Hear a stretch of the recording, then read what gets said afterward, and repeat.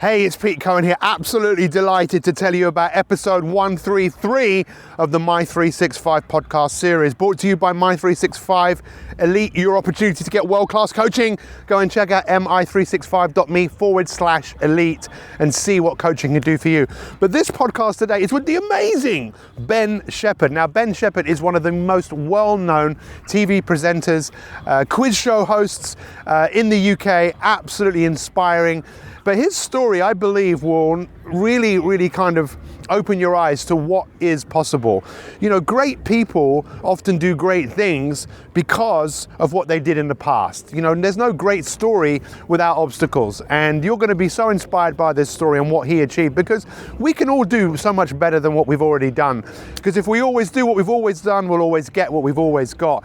And not only will you be inspired, but you're going to hear the amazing story of when he played football with Robbie Williams and Maradona. Absolutely, you couldn't make it up. It's crazy. It's a brilliant interview. You'll love it. We'll see you on the other side.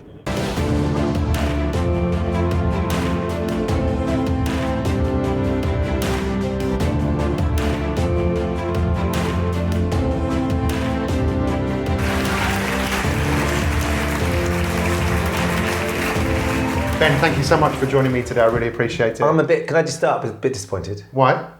Because you know what I was expecting? What? The family heirloom.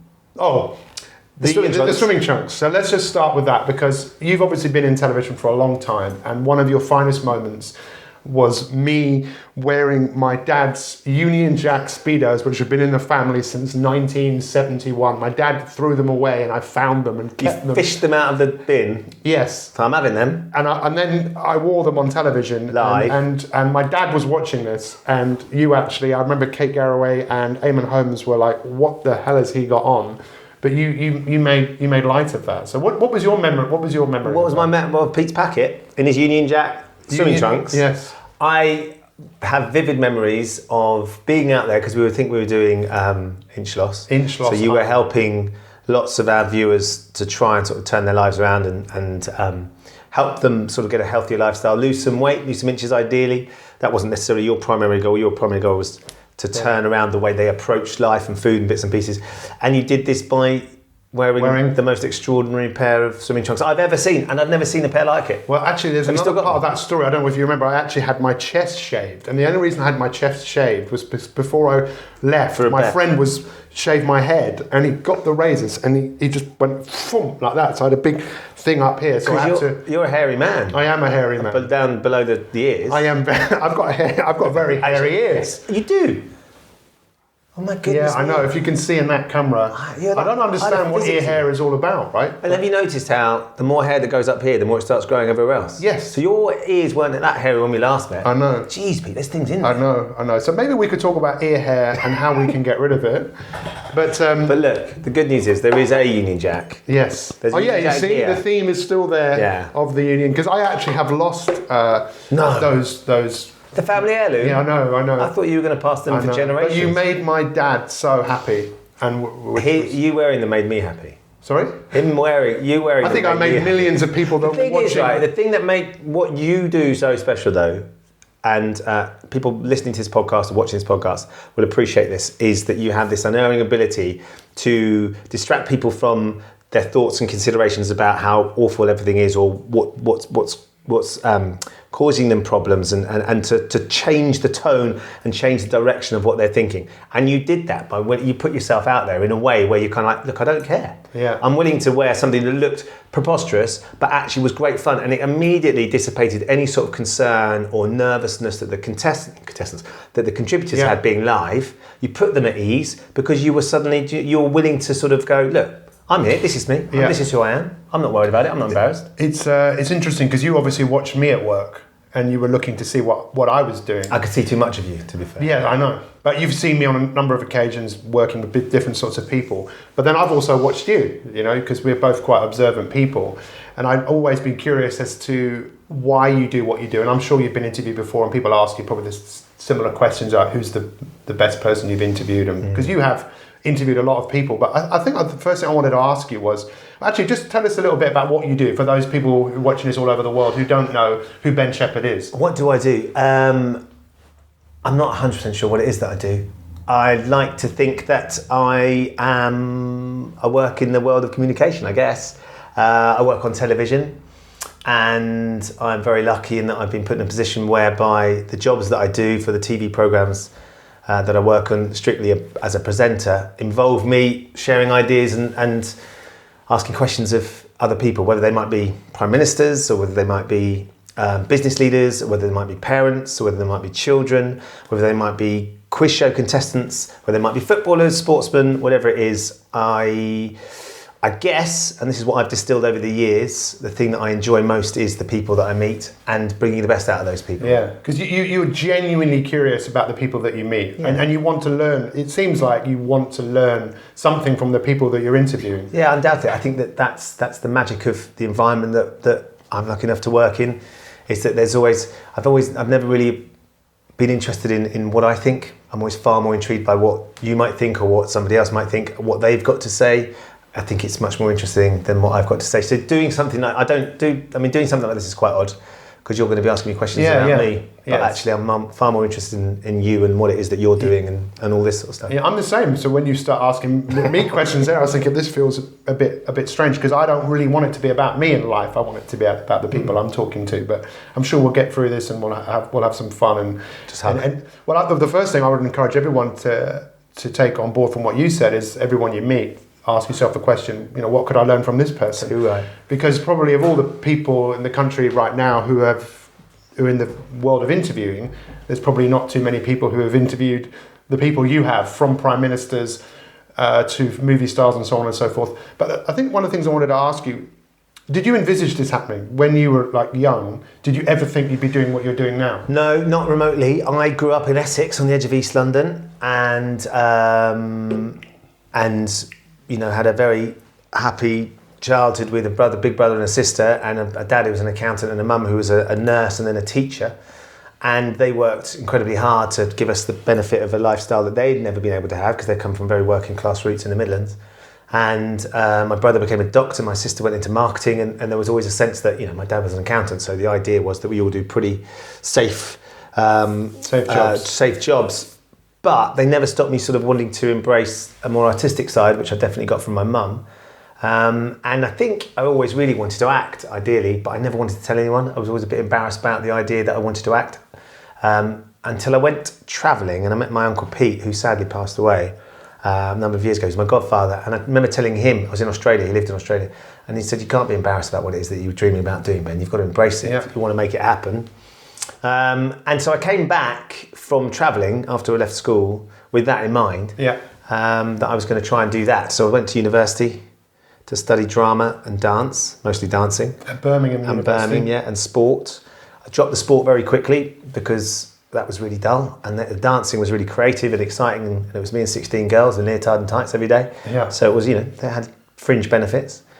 And then the idea was that I was going to do that, and then I was going to go, in my head, I'd go to drama school and then I'd start trying to act once I'd finished there. But, fate intervenes in these things, and I started working. I got a job for a TV company that made the weather in the Midlands for the local region as a runner and a receptionist, painting walls and collecting dry cleaning and making tea and anything that was going.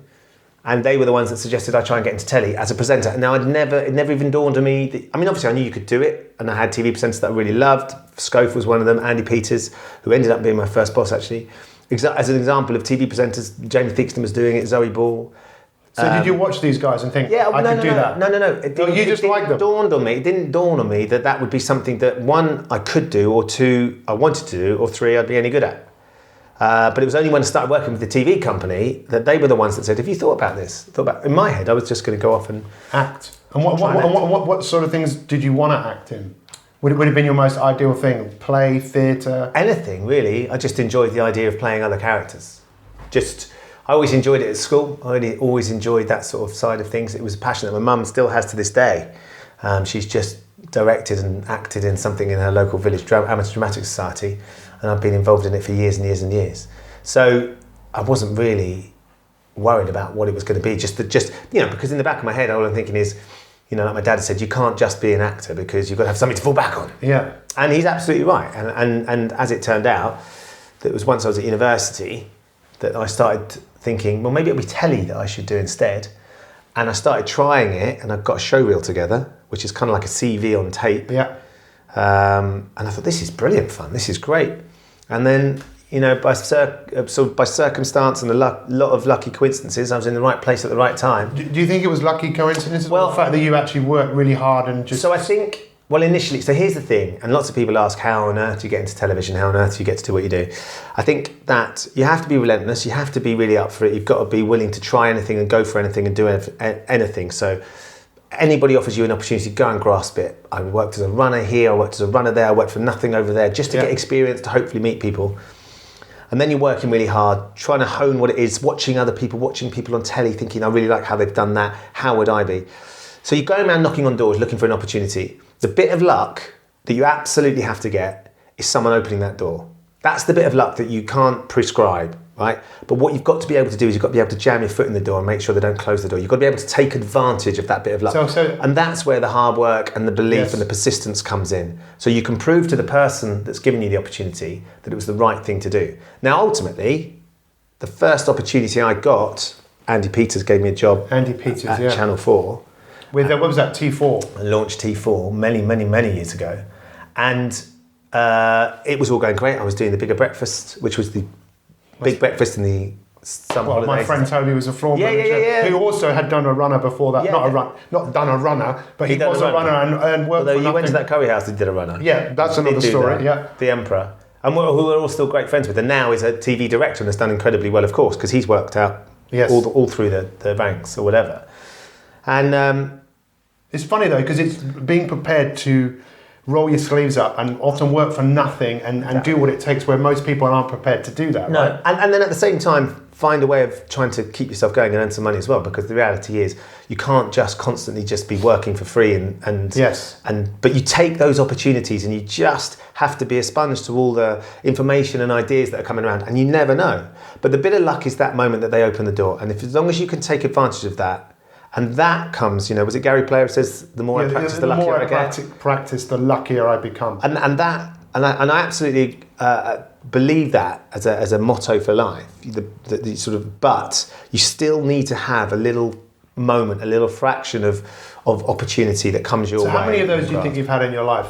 Where, Well, undoubtedly, I think the more you do and the more experience you get, the more doors that open. Because people it takes one person to see you in a certain light to change how other people see you, right? Yes. Because lots of people say, you can't do that, Pete, because that's not what you do. Yeah. You're not, you can't do podcasts, you can't do that. Yeah. That's not what you do. You're a psychologist. You've got to be sitting down talking with people. You can't go out and, but actually you find one person that turns around and goes, do you know what you'd be great at? And they have an idea for something for you. And this is exactly what happened with me. And there's a woman called Michelle Ann Carter at a company called the Weather Network, who said, do you know what I think, have you ever thought about doing this, Ben? Yeah. She saw me in the world of presenting. Okay, so that was the first step. And then I did an audition, and Andy Peters was the one that saw me beyond just the idea of presenting, but actually doing it. So he then employed me. Now the interesting thing, I guess, is that I was then at Channel 4 and it was all going brilliantly, and I bought a flat with my wife, I've been with for a long time, and then I got sacked. And then somebody at Channel 4 decided that they didn't see me doing that. And somebody at Channel 4 decided, and I can still vividly remember sitting in her office and her saying, yeah, we just don't think you're really up to it. There's not many live environments, so we don't want you to do it. We want to give somebody else the opportunity to do it. So that's it. How did you take that? It was heartbreaking, brutal. I mean, as far as I was aware. Because you bought a flat, or just because someone didn't like you? A mixture of everything. So firstly was, I thought, it was a world of freelance. It was a really stark lesson. It was an important lesson for me to learn as well. And I'm really thankful that she did do that now, many years down the line. Have you seen her again? No, never. But firstly, it was like being hit around the face. I wasn't expecting it. It came out of nowhere, which was a huge shock. That's the world of telly as well. Yeah. I mean, decisions are made very quickly and you're very, very disposable. So you have to get used to that, right? Secondly, we'd just taken on this big financial sort of obligation that I was suddenly very conscious of. How on earth are we going to get the money together to maintain all that sort of stuff? Thirdly, hold on, I'd been planning on doing this and she's just told me that I'm not very good, and everybody else I've met so far has been saying, yeah, you're brilliant, you're doing really, really great. How is someone so diametrically opposed to that view control it? Why has no one joined the dots here and said, this isn't working for me, it's working for us, how do we get him from there to there? Fourthly, it was like wow, the power some of these people wield in television is absolute. And fifthly, it was probably the first time in my life that I had failed dramatically at something. Like I failed at stuff like I play a lot of rugby, played sport all my life, and you've been in big high pressure situations and you've missed a kick or you've spilled a try or moments that feel really, really big. But it was the first time in my life, and on my professionally, I hadn't been working very long, that I really felt like I had failed at something that would impact the rest of my life. So did that light a fire in you to Well, I remember sitting down with her and saying, okay, look, thank you for your feedback, and I'm going to prove you wrong. Is that what you said to her? Yeah, I said, I'm going to prove you wrong. And she said, I appreciate your honesty, and I hope you do. I really do hope you do. And do you think you did? I mean, come on, how many years have you been in television now? Well, that was probably the year that was around 1999. 1998. So nearly 20 years ago this year. She said to me, this isn't an industry you're cut out for, and certainly not on our channel. Thanks very much, see you later. Yeah. And it was that brutal. There was no...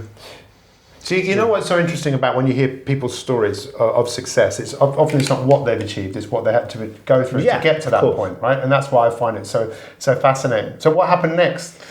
I went home and I burst into tears and I said to my wife, I keep saying that, I said to Annie, I said, oh my goodness, this is it, maybe this isn't going to work. And she was brilliant. I can remember we went for a walk, we lived in Islington, and we went for a walk in Regent's Park, and we went round the Rose Garden in Regent's Park, and I could still see it was a really hot day, and just sitting on this bench thinking, what on earth am I going to do? I've just taken on too much responsibility, and it absolutely shook me to the core, because I had this unerring belief that I'm in now, and of course that naivety that I had that everything was going to be fine. Now I look back, I can see just how ridiculous it was, because in this world, in this industry that is very fragile and very short-lived, some experiences. That's something you have to get hard to. You have to get used to. You have to be prepared for. You have to be able to take the knocks. But the first one really left me reeling.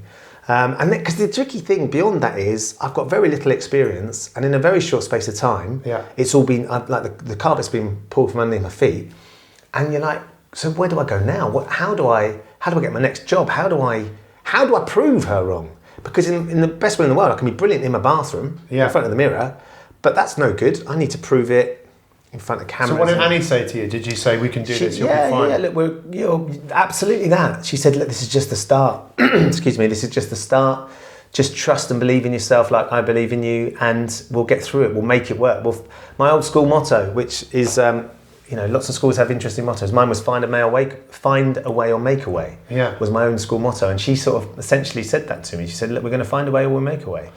And that's... And what came next after that? Well, brilliantly, I mean, Andy was fantastic at that time, and I kept doing bits and pieces for Channel 4, which was really important, but really difficult as well, because it was so difficult because I was going back. But you've also had that at other points in your life as well, right? Yeah. And then ITV's GMTV, my very good friend Misbah Alvi saw a tape of me. This is an absolutely true story. You know this story, I think. So the guy that used to edit GMTV, which was the breakfast show on British television on ITV, was a guy called Peter McHugh. Old school, very successful news producer. Misbah took in my showreel, played it to him, and they were starting up this entertainment show. He said, this is the guy we want as our reporter. Played in my showreel, and he said, no, he's rubbish, take him away, I don't want him. So she phoned me up, it's absolutely true, she said to me, hi Ben, and I'd been in to meet her and Ruby, who made the show, and she said, have you got a suit? And I said, yes, because my wife made me buy a suit when I left university for all the interviews I was going to go and do, for all the jobs I was going to try and get. And then I started working in teen television, so I was wearing jeans and trainers. This suit never came out of the wardrobe.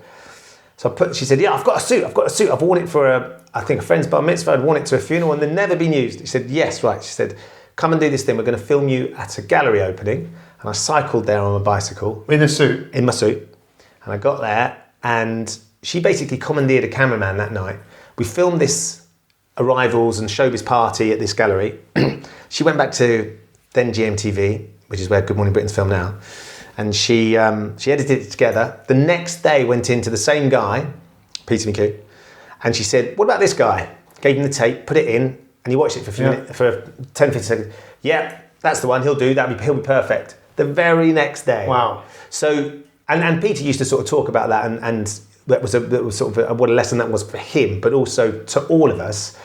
Misbah just massively went into bat for me. I mean, she saw something again. She had the vision to think, and Ruby as well, to be fair. She had the vision to think, that's what I'm going to try and do with this guy. I think he's going to be a great addition to our team. I can see him not in teen television. I can see him doing entertainment television. Yes. And against his wishes, put this tape together. And if he'd found out, he would have been furious with her. She would have got into loads of trouble. But yes. She decided to take a risk, right? Yeah, she took a big risk, massive risk. And then that's amazing. And from that perspective, when I started on Entertainment Today with Jenny Faulkner, which was sort of a bit like Entertainment Tonight in the States, this 40-minute entertainment show once a week. It was brilliant. That was my chance. Yeah. And that was my chance in an environment that suited me much better. Why did it suit you much better? I just think it was a bit more me. Yeah. It was a bit more who I was. I think the one thing, what I've come to learn, and this is about life and about any part of any realm of your life that you walk in, authenticity is absolutely crucial. Yeah. If you're not authentic, people will find you out. And, people can come out of a reality TV show or whatever, and they're stark and burn really brightly for a short period of time. But if that's not who they truly are, they'll get found out and they'll disappear. If you come out and you are absolutely who you are, I think Rylan is a really good example of someone who on X Factor burnt really brightly because he's an extraordinary character. But since he's come out, he's undoubtedly proved himself in the world of entertainment broadcasting as a great broadcaster, but mostly as a great personality and who he is. And if you can be authentic, but it's not just in television, but in any way of life, I think you're a great example as well. If you're not being yourself, people will find out. Yeah, I think that's probably part of the reason why you've stood this test of time. Yeah, maybe, but this just suited me much better. And how long did that go on for? How many years? Well, I was there that was 2000 till about 2003, and then the same guy had said, no, he's rubbish in jeans and t-shirt, who then said in a suit, yes, he's the guy. Him and his deputy turned around and said, we want you to sit on the sofa, we want you to do the main programme. When Eamon was away and Andrew was on holiday and they didn't have anybody else to go to. And I said, I think you're wrong. I don't think I'm right for this. I'm too young. And they said, you might be right, but how about we'll try? So they then saw something and they took a risk. So how much of you is when you see things in other people that you pay it forwards as well yourself? Well, I'm sort of very aware of it, and sort of any opportunity I get to help people who contact me or who I know or I can help in some ways is invaluable. I think I was helped along the way by so many people, and I think being able to understand that, appreciate it, and offer that to somebody else who's just coming through it's essential. I think it's essential to who I am as well, because I'm so appreciative of the opportunities that I've been given. Yeah. And then you have been given a few. Yeah. But I would say you weren't given any of them. You kind of the opportunities that I've worked for, whatever you want to say, given the chances that the people have taken on me, and I'd like to think that all of them believe it was the right thing to do because I've been able to deliver and pay them back. I mean, undoubtedly, when Misbah and Ruby got me on Entertainment Today, in my head it was like, I'm going to prove without doubt that they've made the right decision here. Yeah. I wasn't going to sit with them in 4 months and then turn around and go, do you know what, you're not cut out for this. So in Entertainment Today, you interviewed some just incredible people. Was there any point where you were sitting opposite someone going, I can't believe I'm actually here talking to this person? Every day. I think the first time I went out to the Cannes Film Festival, we did the launch of Lord of the Rings when it first started. Yeah. I didn't have to be a film star. I was interviewing the guy that created all the armour for the orcs. Yeah. And he's talking about the details. I'm just sitting there thinking, this is ridiculous. Orlando Bloom, before anybody knew who Orlando Bloom was, he wasn't the global superstar. And his first film, when he was Legolas and he was tiny, in sitting with Orlando Bloom thinking, this is crazy well for me, but for you, you're about to explode in this massive film franchise. There were moments all the way through, Pete. I remember sitting with Nicole Kidman in Cannes just after she put up with Tom Cruise. But Nicole was good friends with my godmother. Her parents were good friends with my godmother, and I sat down with her and I said, "Oh, and you have a few minutes. Not even that. You have about 30 seconds before the cameras start rolling in a junket. And I've got 3 minutes to interview her on camera. I've got about 30 seconds while they get the lights ready, and then they say, right, 3, 2, 1, go." And I went, "Oh, Nicole, I think you know my aunt." And she said, "Who's that?" I said, "Christine Elliott. She plays golf with my mum and dad." And then she said, "Oh, you're Chris Elliott's godson, aren't you?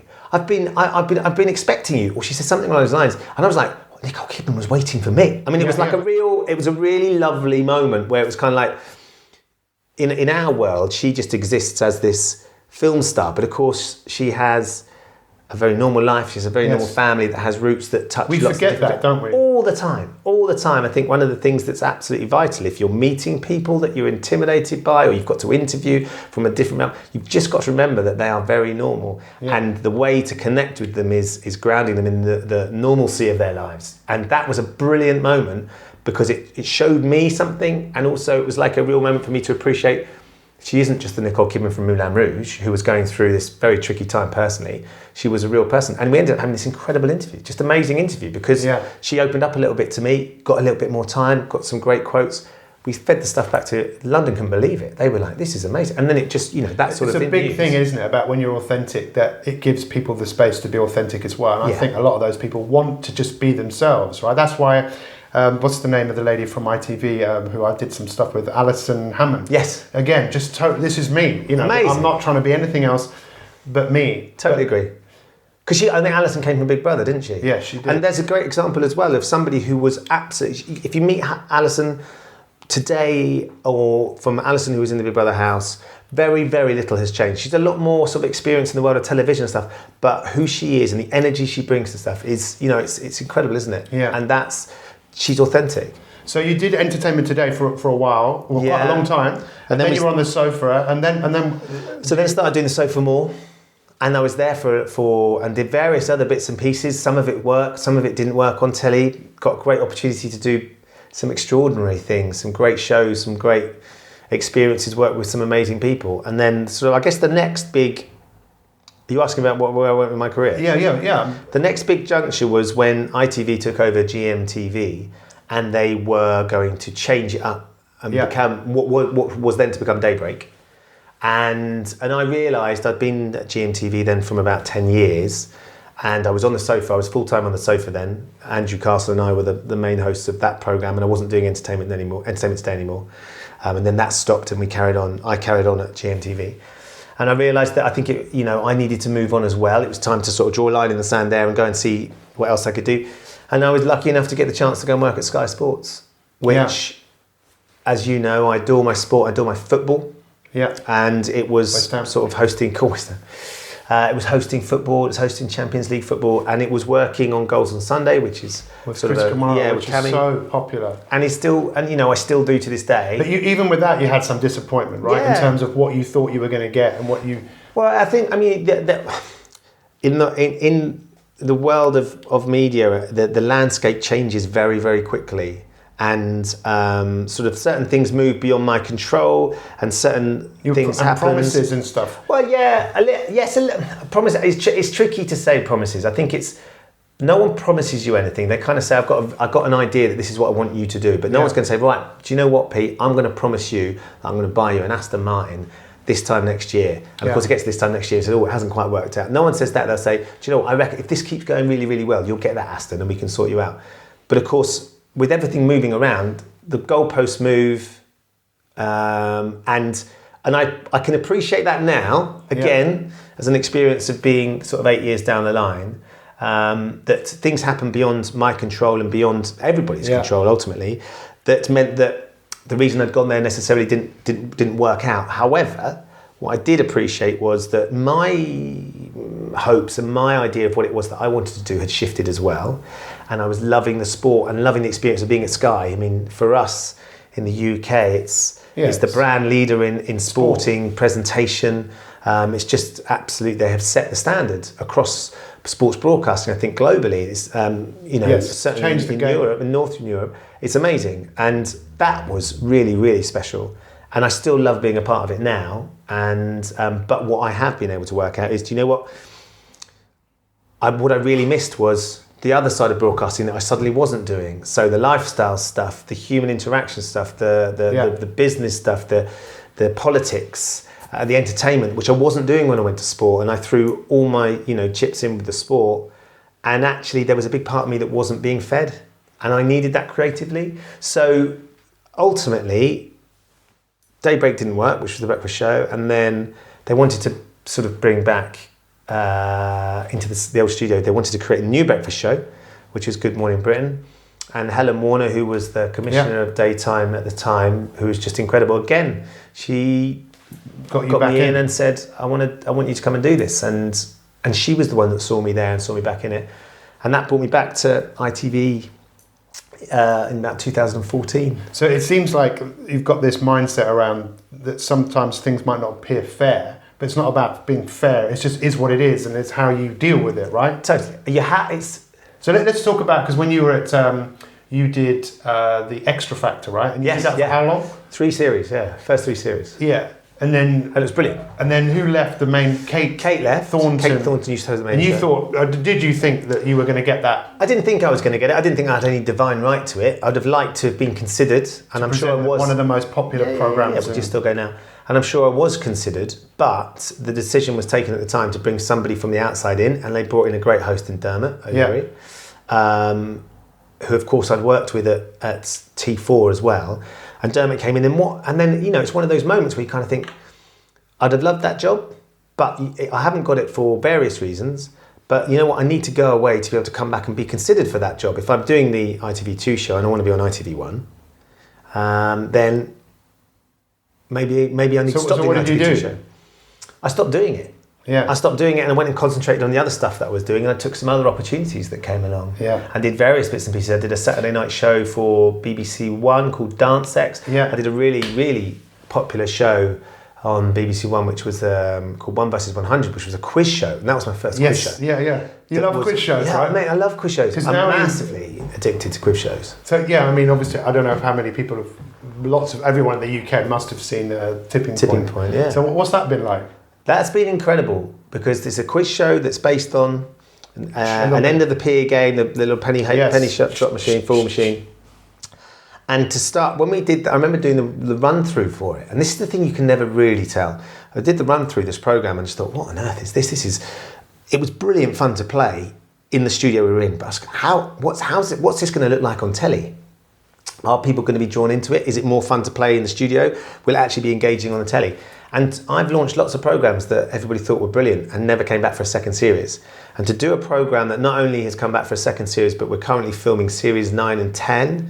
And with this series, I think we'll get over the 1,000th episode. How much of that do you put down to you being the presenter and you being authentic and you just being yourself? It's all about me, Pete. I think do you know what? If you get the opportunity with a quiz show show is all about the format. If the format is strong and the format is great, it was an and the guys that devised it, Hugh Rycroft and Lynn Sutcliffe and Neil Simpson, who I was at university with, ironically, he was a year below me, but he was one of the guys that sort of helped create it, and Peter Usher. To be given an opportunity like that, you can never tell. When they first did Who Wants to Be a Millionaire, they didn't know for sure it was going to be the big hit that it was. When Deal or No Deal, by the time it came to here, it was big around the world, so they kind of knew that it should work, but could it really work? And Noel did an amazing job with Deal. Deal or No Deal. And they're those moments, pointless. Yeah. You can't be sure until it's aired whether it's going to be as successful as you think, no matter how brilliant things might seem in the studio. But to be given that opportunity to have a programme that is now so richly loved is an absolute privilege. I mean, it genuinely is something that has such a huge impact on my life and my family's life. They show our series in New Zealand as well. So I get pictures sent to me by kids who are with their grandparents. They watch Tipping Point. It's a lovely thing that kids watch it with their grandparents if they're looking after them. And they'll send me pictures that they've sent from New Zealand because they've been watching the show in New Zealand. And having that impact is something that I would never, ever, ever take for granted. And by doing it as well, you can see how great quiz shows are.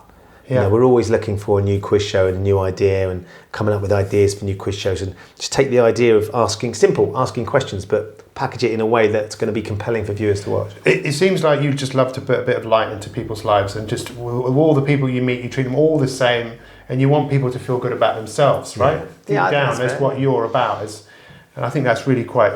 Do you know what my mum used to say to me? And I think I'm very like my mum, although as I'm getting older, I'm getting more like my dad.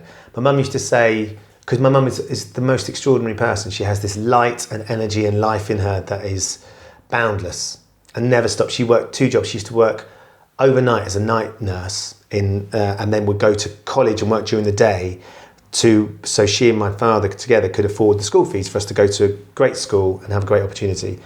And she just used to say, if you go into a room, the most important person in the room isn't everybody who stood chatting to each other, it's the person who's being really quiet in the corner. Get that person and bring them into the circle. They're the person that really needs you to go out and go out on a limb and sort of make sure that they're part of what's going on. Yeah. And it's absolutely true, because the ones that are up there and chatting away, they're good as gold. It's the ones that are really quiet that might need a little bit more confidence or might have something they need to share with you, or and that's that. And you're kind of looking out for those people. Yeah, trying to bring out. I want to make sure that person, and this is every single show. People say to me, "How can you film 165 episodes in a block?" Which is what we're doing, 4 episodes a day. And I say, because every time. Yeah. Someone stands in front of the machine for the first time, it's their first time and their only time they're going to do it. And they're really thrilled and excited to be there. So the show creates its own energy, but how can I not feed off their energy and want them to have the best experience they possibly can? For 2 reasons. 1, I want them to go away having enjoyed themselves. And 2, I want it to be a good show. The show's always better when the people are really enjoying themselves. Yes. Because it's more compelling and more enjoyable to watch. I want to say that's beautiful. You're beautiful. Thank you very much. You are. So where do you see your career being like in the next 5 or 10 years? Do you still have some aspirations and goals of things that you're working towards? I do, yeah. I mean, I'd love to do more production stuff. I'd love to create more ideas and get more of my own ideas on telly. I think, you get to a point where you kind of think, okay, I've got a sense of what could make a good show, but there's 2 different things, thinking what make a good show and actually getting it commissioned and made. But you're prepared to take risks, though, right? Yeah, of course. But it's a really tricky one, that though, Pete, because if you'd said to me 5 years ago, you'll be doing Tipping Point, you'll be able to film the 1000th episode, you'll be going back on Breakfast, and I said I was never going to come back and do Breakfast, you'll be at Sky, you'll still be working Cammy, you'll be doing Ninja Warrior, which Ninja is a global brand, which I'm so passionate about because I love health and fitness, and these guys and girls are so inspiring. I would have said, it's really difficult to prescribe. Ideally, 5 years' time, I will still be doing something I really, really love. Yeah. I'd still be, hopefully, bringing out the best in people and allowing them to have the best experience. So when we talk about bringing out the best in others, one of the ways you bring out the best in yourself is to exercise, right? And recently you've taken a bit of a, what's the word? A big curveball has been thrown at you, right? Yeah. So your back has... Yeah, I think you get to your mid-40s, starting to hit early middle age, and you realise that the nonsense and the hard yards that your body's done up till now is going to come back and bite you, and have to start taking care of yourself a bit better. So I've done a lot of running, I've done a lot of rugby and football and boxing and squash and tennis and whatever it might be, and kite surfing and cliff jumping and swimming and whatever, and not really worried too much about the injuries, just got up and got on with it. And now my back is sort of in a state where it's sort of turning around and going, yeah, now you're going to get payback because you've given us a hard time over the last 43 years. It's our turn to sort of give you a bit of a hard time and realise that I'm not invincible, which is quite a hard thing to come to terms with. Yeah. That reality that I'm not just going to be able to keep going without making adjustments. The really tricky thing, I think, is that my health and fitness and exercise is a huge part of who I am and my identity, personal identity. And that's been taken away from me recently because I can't run. I slipped a disc in my back and I was absolutely crippled, bent over in pain, couldn't stand up, couldn't really work out why it happened. And I was seeing a specialist before that because I was having problems with my back, but nothing this severe. And it's been a massive wake-up call and really, really difficult. They gave me a lot of pain medication, which was great for reducing the pain, but it's not great for sort of allowing you to think and to think clearly. I mean, there's no clear thinking on that sort of medication. And to try and work out how I plot a route through the next 5 years physically, which will allow me then to carry on hopefully having a healthy lifestyle that I can enjoy my kids growing up and all that, that's sort of where I am at the moment. So how much do you think of life is, it's not always the way you want it to be, it is what it is, but how you deal with it is kind of your mental approach to all of that is kind of what it's all about, right? Yeah, well, I think I've always been pretty resolute, and I've come to terms, because of the nature of the job that I'm in, there's no security in it. Your short-term contracts, it's 3 months here, it's a year there, it's one series, one great series, and then that could be it. It could be one series you've done brilliantly with, and then someone changes somewhere and they'll go, actually, we don't like the look of you doing it, I want to try someone else doing it. I've got pretty resilient, and I've got pretty good at saying, you know what, that's just how things are. I'm not going to take it personally. I've taken this much more personally because I'm the only person there is to blame for the state of my body. And you've got that attitude right, but you can reinvent yourself. Again, even the situation you're in now, there's got to be some reinvention. Still be yourself. You might have to make some adjustments. Because when we talk about the highlights, some of the highlights of your career, I know a couple of them, but what ones comes to mind if I say, you know, what has been the pinnacle of something you've been able to do? Well, I mean, I guess Soccer Aid would be in there because that's the charity football game that we play at Old Trafford every 2 years. I've been involved with. So was that story that I think you told me years ago, where were you with Maradona and was it Maradona? And, yeah. And you were in the stadium and can you tell us what in the match during the match with Robbie? Yes. Robbie Williams. Yeah. So it's a game between England and the rest of the world. Robbie was captaining England. Robbie Williams set up the game. And I think Gordon Ramsay was the captain of the rest of the world that year. Stadium's full, 70,000 people at Old Trafford. And Maradona's on their side. We've got Robbie, we've got some England legends, Alan Shearer, Teddy Sheringham, David Seaman. They had Maradona and Ronaldinho and Seedorf and Stam. And, you know, it's a big old game. Zidane played the 1 year. And I'm kind of in defence, Robbie's playing left back. And it's just like that moment you have in the park when you're with your mates. You pretend. And you're playing Wembley, or you're saying, like, I'm going to be Zidane, you be Maradona, you be whoever you want to be, Julian Dix. I'd have been Julian Dix, course, obviously. West Ham.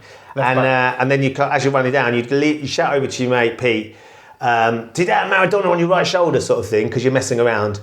And I'm running back with Robbie, and I've actually said, Rob, Maradona on your right shoulder. And it was this moment in time that we kind of, both of us, because Rob's played football, like you're on the park again and you're making it up and you're having a laugh. But it was real. And add to the surrealness of it, this was Robbie Williams, international pop star. Great guy, obviously. But this moment, Rob, Maradona, right shoulder. It's just ridiculous. And it was Maradona running past him on his right shoulder because he was looking that way and he turns around and he goes and marks him. I mean, both just had this moment, we looked at each other and we just go, this is so insane. This is a dream. And, you know, Soccer Aid is an extraordinary thing, all based around raising as much money as we can for UNICEF. But we know that we are being given the privilege to live out the dreams of millions of kids up and down the country, around the world. In that moment, there was just a glimpse of that. So there are obviously millions of people all over the world that wish they were in your position, right? But the reality is what you had to do to create the position. And there is no substitute, really, is there, for hard work? And even if there was, you know, that... There's no yellow brick road. There's no short route. You can't just go, I'm going to get from here to here as quick as I possibly can. Because if you do, it's like I was saying, if you do, you're going to get found out. Yeah. If you do the hard yards, then you can chart a route. And I guarantee that what you think might be where you'll be in 5 years, you may end up there, but you've gone around the houses to get there. And because there's all sorts of things that are going to get dropped in your way along the way. At the moment, it's my health has become sort of a serious priority for us and the family because I've got to carry on working because I love my job and it's a huge part of who I am. But I've got to try and work out, you know, how am I going to stay fit and healthy enough to hopefully keep playing football? I don't know necessarily whether I'll ever be able to play football again. I loved running marathons. I loved long distance running. I can't run anymore over 5 kilometres. Well, as you know, because you've obviously followed my journey and what happened to my wife. You know, my wife was given 18 months to live and is alive 7 years later. And she still puts up with you as well. I know, and she still finds me funny. I believe that there is a solution to the situation that you're in, and if you can't find a way, I will find a way to help that you know, help you be able to do all the things that you want to do. So just as we come to the end of this podcast, is it finished already? Yeah, well, I could carry on talking for a long time, as you well know. But give me kind of your recipe in order for people to live and so you said being authentic, right? It's one of the key things. Crucial. What else? Take risks. Yeah, undoubtedly. Be prepared to take risks, but calculated risks. Yeah. You know, I don't think if you're willing to take a chance, you've got to sort of think out the possible sort of fallout from that chance and how that's going to look. Yeah. So forewarned is forearmed is the phrase as well. I think that's you know, never go into a situation without preparing as best you possibly can. Sometimes that means you've had 30 seconds to prepare. Sometimes that means I'm going to have an interview, I'm going to do everything I need to do to make sure I'm properly prepared, and you give yourself days or you give yourself weeks, you give yourself months or whatever. think on the spur of the moment, if something happens to you though, you've got to grasp that opportunity, because interestingly, all the preparation you've done to get to that point will arm you with the weapons to be able to deal with whatever's put in front of you. I'd say that's absolutely vital. Wow. So look, one more thing. What sort of a father? You've got 2 kids, Jack and Sam. How would you describe yourself as a dad? What type of a dad are you? You know what? Hopefully, Pete, I'm the best dad I can be. And the only reason I'm the best dad I can be is because my wife's so brilliant at being a mum. Yeah. And actually, the boys make it really easy. You put your hard work in with kids when they're first around, and they get to 11 and 13 where they are now, and they've got just bags of potential. I look at them and think, goodness me, you don't know how exciting your future could be and will be, and we just need to, as long as we can keep allowing them to grow and develop and blossom and flourish, then hopefully we'll have done a half decent job. So lastly, I would imagine a lot of people that have found themselves in positions like you, it would all go to their head. You know, the fact that all this kind of fame and society candy of all the trappings that people want. Society candy, I like that. Why do you think it hasn't all gone to your head? And you've developed this massive ego where you think that you are really important because of what you do. I think it's probably because very early on I had a really crushing moment that brought me very quickly down to earth. Yeah. And allowed me to realise that I can't take any of it for granted. So there's no point getting carried away. And from that experience and rebuilding who I was professionally and how I was going to plot that course, and every time something else comes along, it's just another reminder that you're only as good as your last link, you're only as good as your last episode, you're only as good as the last conversation you had with somebody. So how about you make that conversation the best it could possibly be, because you don't know where that might lead to or what impact that might have. I like that. And I like you, it sounds like you're always rebuilding yourself and looking, now we need to rebuild your back as well. So like Steve Austin, why don't we do a new series of the $6 Million Man starring Ben Shephard? You want to be an actor, right? 50 it's billion. About time. Let's 50... go billion. Yeah. We'll go billions. Yes, listen, it's been absolutely a pleasure. How do people follow you? Follow you on Instagram? Yeah, so I'm on Instagram, at Ben Shephard Official. At Ben Shephard Official. I'm on Twitter, at Ben Shephard. Yeah. I'm on Facebook as well somewhere. You can find me on Facebook. Instagram and Twitter is where it's at. Yeah, I think so. And do you know what I love about them as well? And more is the interaction with people. I really enjoy that. Yeah. So if you want to get in touch, then do. I like following you. I like following you, and I like following Will Smith. Do you follow Will Smith? Yes, I do now, because you told me to. Yeah, it's good, right? Yeah. I would definitely. I've interviewed him a few times. Yeah, what's that been like? Genuinely, they say never meet your idols, but he's one you want to meet, because there is nothing about that man that wouldn't blow you away. He comes to every experience like he's going to make the most of it. And that is absolutely vital. Any opportunity, any experience, any interview, he brings what it is that makes him so special. Yeah. And you often meet movie stars particularly that don't want to bring it because they're tired or because they don't want to do an interview or because Will Smith will never let you down. Authenticity. By the way, do you know the root word of authenticity comes from the root word of author, which is you're writing your life. So be authentic, write the life that is yours. I will do that. Thank you so much, Ben. Absolute pleasure. Make sure you follow Ben. Make sure you share this podcast, get it out there to the rest of the world. If you're inspired. Is it interesting? I don't know about you. What about you? This is Toby behind the camera here, right? So carry on filming, because when you say about hard work, Toby's someone I've worked with for a couple of years, and he's worked tirelessly on some of the projects we do, but now he's made this film about uranium mines in America and how these mines have caused massive health issues to a lot of people. So he's made this brilliant documentary that they want to make into a film. So I'm sure he's taken something out of it that he knows it ain't going to happen. Now's where the hard work starts, right? Now's where he's got to. And if you want to watch that, anyone out there, let us know. We'll get it to you. So Ben, it's been an absolute pleasure to have this opportunity to talk to you. We'll see you soon on another My365 podcast. All the best. Yeah, a couple of hugs. Just have fun. Come on, bring it in. The table's not really ready for hugs, is it? Not really, no.